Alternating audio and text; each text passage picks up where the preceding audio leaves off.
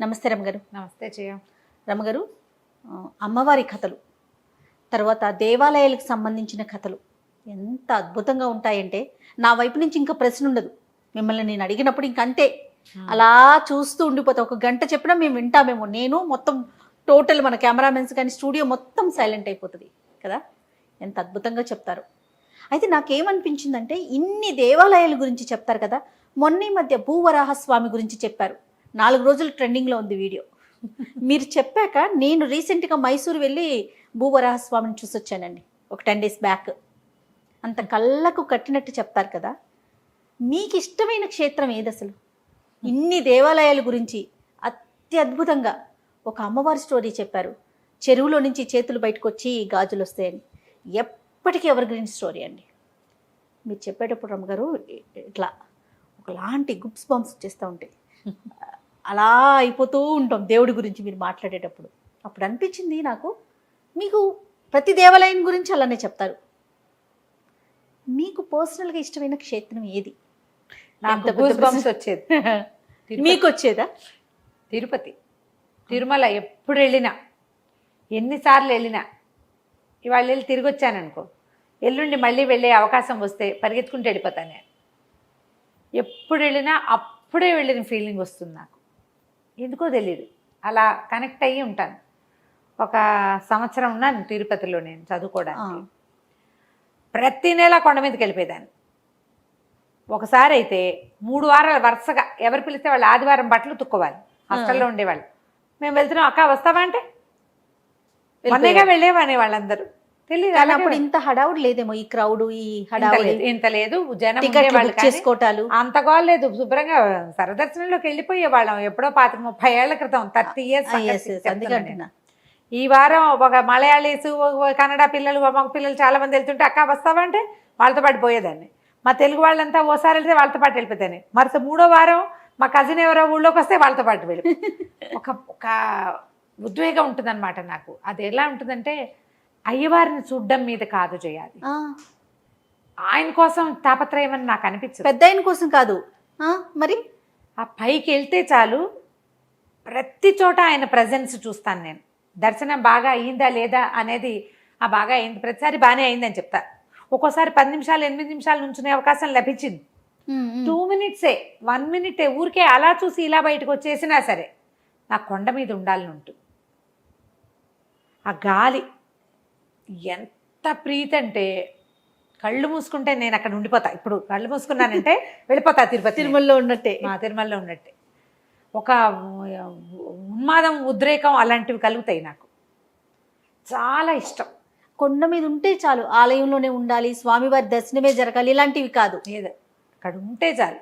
ఎందుకో తెలియదు, అడుగడుగునా నేను ఆయన ప్రజెన్స్ని ఫీల్ అవుతాను. ఏదైనా అద్భుతంగా అనిపిస్తుందా రమ్మగారు? తెలీదు జయ. నాకు ఎలా ఉంటుందంటే, ఇప్పటికిప్పుడు చచ్చిపోయినా పర్వాలేదు అనిపిస్తుంది. అయ్యో బాబోయ్, అక్కడే ప్రాణం అక్కడే వదిలేయాలి, అక్కడున్న గాల్లో కలిసిపోవాలనిపిస్తుంది నాకు. ఇది చాలా చిన్నప్పటి నుంచి ఉంది నాకు. 2-3 ఏళ్ల వయసులో ఎప్పుడో తిరుపతి తీసుకెళ్ళి ఉంటారు, అంత బాగా తెలీదు. మా అన్నయ్య పెళ్ళికి వెళ్ళాం. నాకు బాగా తెలిసిన మొదటి జ్ఞాపకం మా అన్నయ్య పెళ్ళే. 86 మార్చిలో తిరుమలలో నా పెళ్ళి. తిరుమలలో కొండ మీదే. ఒక 3 రోజులు ఉన్నాం. కింద మా గోవిందరాజు సన్నిధిని దర్శనం చేసి వెళ్ళినట్టే గుర్తు. అమ్మవారిని చూసిన జ్ఞాపకం లేదు. ఆ గోవిందరాజు సన్నిధి కూడా నాకు చాలా ఇష్టం. కింద ఏదో వంట చేసుకుని భోజనాలు చేసాం. మేము చాలా మంది ఉన్నాం కదా, 30-40 మంది ఉన్నాం. మా కజిన్స్ కూడా కొంతమంది వచ్చారు. ఫస్ట్ టైం వెళ్ళిన జ్ఞాపకం ఇంకా ఉంది నాకు 86లో. అంతకు ముందు చిన్నప్పుడు, అంత ముందు ఇంకోసారి వెళ్ళినట్టున్నాం. అది అప్పటికి నాకు ఇలా దేనికైనా స్పందించే లక్షణం రాల. ముందు ఇంకోసారి వెళ్ళే ఉంటాం, మా ఆండక్కయ్య ఉన్నప్పుడు వెళ్ళినట్టున్నా, మనసులోకి వెళ్ళాలి. అప్పటికి అంటే నాకు ఎక్స్ప్రెషను, భగవంతుడి పట్ల ఒక ఆసక్తి 86కి ముందు లేదు. నాకు 15 ఏళ్ళు ఉన్నాయి కదా, 15-16 సంవత్సరాలు ఉన్నాయి. అప్పుడు వచ్చింది 86లో. అప్పటికి ఎంఎస్ సుబ్బలక్ష్మి గారివి కీర్తనలు వినపడుతూ ఉండేవి. శోభారాజు గారు కూడా పాడడం మొదలెట్టినట్టు కీర్తనలు వినపడుతూ ఉండేవి. కొండంతా ఏ పక్కకి వెళ్ళినా అలా సంగీతం, కొండ గాలి. మొదటిసారి ఫస్ట్ టైం దర్శనం చాలా బాగా అయింది. 2 సార్లు 3 సార్లు చేసాం మేము ఉన్న 3 రోజులు. ఇక అది ఎలా ఉండిపోయిందంటే నేను నిద్రలో కూడా అప్పుడప్పుడు అలా కలొస్తుంది. నేను ఆ మెట్లు ఎక్కినది, అక్కడ నడిచింది, ఒక కొండ సంపెంగ చెట్టు కింద కూర్చున్నది నాకు ఇంకా జ్ఞాపకం ఉన్నాయి. అలా ఎలా పట్టేశాడో అయ్యవారు నన్ను తెలీదు. నాకు ఎన్ని గుళ్ళకి వెళ్ళినా ఎన్ని చోట్లైనా నేను ఇలాంటి ఫీల్ ఉంటుంది, కానీ మళ్ళీ వెళ్ళిపోవాలన్న వెంపర్లాట మాత్రం ఉండదు. ఇంకోసారి వెళ్దాం అనిపిస్తుంది. సుమారుగా ఎన్నిసార్లు వెళ్ళుంటారు ఇప్పటికి? చాలాసార్లే వెళ్ళాను జయ. మధ్యలో ఒక 10-12 సంవత్సరాలు 10 ఏళ్ల పాటు అసలు వెళ్ళాలా నేను. 10 ఏళ్ళు ఇంచుమించుగా మేము 94లో వెళ్ళాం. 94 తర్వాత మళ్ళీ ఎప్పుడు వెళ్ళాం, మళ్ళీ 98లో మళ్ళీ వెళ్ళాం. అక్కడ ఒక 4 ఏళ్ళు గ్యాప్ వచ్చిందా, మధ్యలో ఇంకా వెళ్ళాలి. 98 తర్వాత మళ్ళా ఇంచుమించు 2006 దాకా నేను వెళ్ళాల. ఎన్ని సంవత్సరాల గ్యాప్ ఉంది, అయినా కూడా ప్రతి అణువు నాకు తెలుసు. నేను అలా కనెక్ట్ అవుతాను తిరుమలకి. అక్కడ ఎక్కడైనా లోకల్గా అప్పుడు పైన చాలా చూడవలసిన ప్రదేశాలు ఉంటాయి కదండి, అప్పుడు వెళ్ళరా? నేను ఆ శిలాతోరణ మా ఫ్రెండ్స్ అంతా పోయారు, నాకు అక్కర్లా, ఎక్కడో చోట ఏదో చెట్టు కింద కూర్చుంటే చాలా. అస్సలు తుంబుడు తీర్థాలు అవన్నీ తెలుసు నాకు, కానీ నేను ఎక్కడికి వెళ్ళాలని ఉండదు నాకు. అవి చూద్దాం, ఇవి చూద్దాం, ఏదైనా చూద్దాం, చూపు లేదు. ఎక్కడో చోట అలా గాలి పీలుస్తూ అక్కడ ఉండాలనిపిస్తుంది. నేను ఇలాగా ఇది నాకు తెలుసు అనే భావన నాకు మళ్ళీ మధురైలోనే కలిగింది. మధురైలోనే ఆ నేల నాకు తెలుసు అనిపించింది నాకు. కానీ మధురై వెళ్ళిపోదామని లేదు మనసు, తిరుమలకి మాత్రం ఉంటుంది. ఎంతసేపు ట్రై చేస్తాను నేను తిరుమలకి వెళ్ళిపోవడానికి. అవకాశం ఉన్నప్పుడల్లా అంటుంటా, మొన్నగా వెళ్ళామంటారు మా వాళ్ళు. అయినా సరే నాకు వెళ్ళిపోదామనే ఉంటుంది. ఏదైనా అవకాశం దొరికితే మానేటానికి మాను. ఇంకా నేను మానబుద్ధి కాదు. ఎందుకు అలాంటి ఆ కొండ మీద నాకు అలా ఉందో నాకు తెలీదు.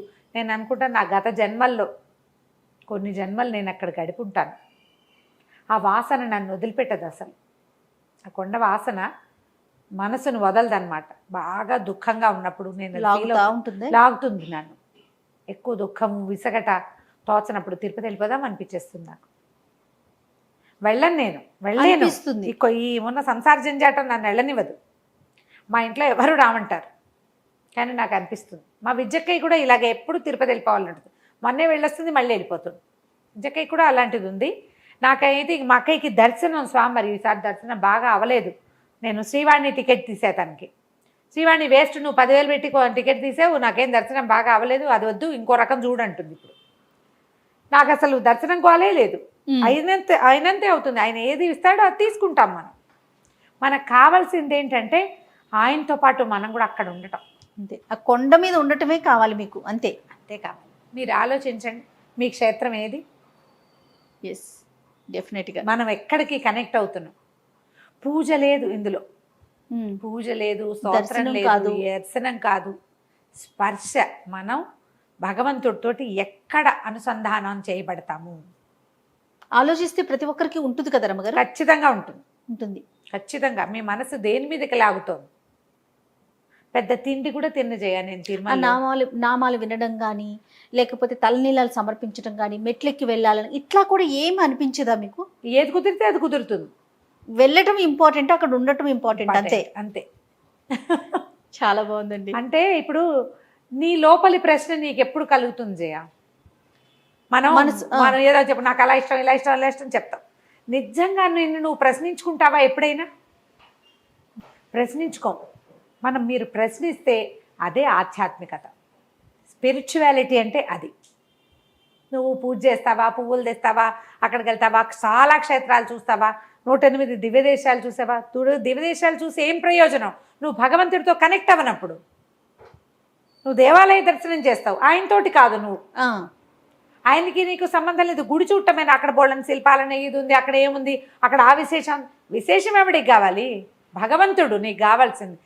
ఎక్కడైనా ఆయన్ని నువ్వు చూడగలగటం, ఆయనని నువ్వు ఫీల్ అవ్వగలగటం, ప్రతి దాంట్లోనూ భగవంతుడిని చూడటం, తెలుసుకోవటం, అది కుదురుతుంది. అది ఎప్పుడు కుదురుతుందంటే నీ లోపలికి నువ్వు ప్రశ్నించుకున్నప్పుడు. అసలు నాకేం కావాలి? నేను ఎందుకు చేస్తున్నా ఇది? ఈ పోనీ ఏదో చేస్తాం, పిల్లలకో భర్తకో ఇంటికో వాకిలకో మనకే డబ్బు నగలో బంగారమో ఆస్తో పాస్తో. దీని తర్వాత నువ్వు వెళ్ళేటప్పుడు పట్టుకెళ్తావు ఒకటైనా? నువ్వు వచ్చేటప్పుడు తెచ్చావా ఏదైనా? లేదే. భగవంతుడు అనేవాడు ఎవడో ఒకడు నువ్వు ఇక్కడ పండితుల వంశంలో పుట్టమని నన్ను ఇక్కడ పడేశాడు. ఇంట్లో నుంచి బయటకు వెళ్ళేందుకు అవకాశం ఇచ్చే చోట నిన్ను పడేశాడు. దానికి నువ్వు చేసిన ప్రయత్నం ఏంటి? ప్రశ్నించుకోవాలి. నువ్వు ప్రశ్నించు, నీకు సరైన సమాధానం లభిస్తుంది. నీ ఆత్మ ఎక్కడ సరిగ్గా సరి అయిన దారికి వెళ్తుందో అక్కడ నీ జన్మ నీకు లభిస్తుంది. నేను దీన్ని నమ్ముతా. 86లో వెళ్ళింది నాకు ఇవాళ దాకా గుర్తుందంటే ఎట్లా కదిపాడు భగవంతుడు నన్ను. తనతో నన్ను ఎట్లా అనుసంధానం చేసుకున్నాడు. నాకు ఆయనకి మధ్యలో ఉన్న ఒక గీతని భగవంతుడే సరిచేయాలి కదా. దానికి నేను ఒక ప్రయత్నం చేయాలా? అప్పుడు నేను ఈ చుట్టుపక్కల ఉన్నదానికి ఇంపార్టెన్స్ ఇవ్వకూడదు. నా లోపల ఇంపార్టెన్స్ ఇచ్చుకోవాలి. అది ఎలా చేయగలిగానో నాకు తెలియదు. అది నాదని నేను అనుకోవటల్లా, అలా కలిగించాడు ఆయన. అంతా ఆయనదయ్యే అంటారు. ఖచ్చితంగా నేను కలిగించాడు. దానికి మీ ప్రయత్నం ఏం చేస్తారు రమ్మగారు? ఏం చేశారు మీరు? ఇప్పుడు ఎవరికి వారిని ప్రశ్నించుకోవాలి, ఆయన దయే, ఓకే. మీ ప్రయత్నం ఏమన్నా ఉందా ఇందులో? నా ప్రయత్నం మనసును లగ్నం చేయటమా? ఏది జరిగినా భగవంతుడి వల్లే ఇది జరిగిందని నమ్మడం. మంచైనా చెడైనా ఆయన ఇచ్చిందే అనుకుంటారా? అంతేనా? ఇప్పుడు నన్ను ఎన్నిసార్లు అడిగావు నువ్వు? ప్రతిసారి నేనేం చెప్తున్నా, ఇది నాది కాదు. అవును, నాది ఖచ్చితంగా కాదు. అవును, ఇది నాది కాదని నేను బలంగా లోపల కూడా నమ్ముతున్నా. నోటితో చెప్పడం లేదు, ఒట్టి మాట చెప్పట్లా, లోపల నుంచి నమ్మాలి. నా ప్రయత్నం ఏమీ లేకుండానే నేను సంస్కృత అధ్యాపకులు పండితుల వంశంలో పుట్టాను. ఏం చదువుకోలే, సరిగ్గా చదవలా. అయినా కూడా భగవంతుడు నాలో ఒక ప్రజ్ఞని పెట్టాడు. ఏదో పెట్టాడు కదా, ఖచ్చితంగా పెట్టడం వల్లే నేను ఇక్కడ ఉన్నా.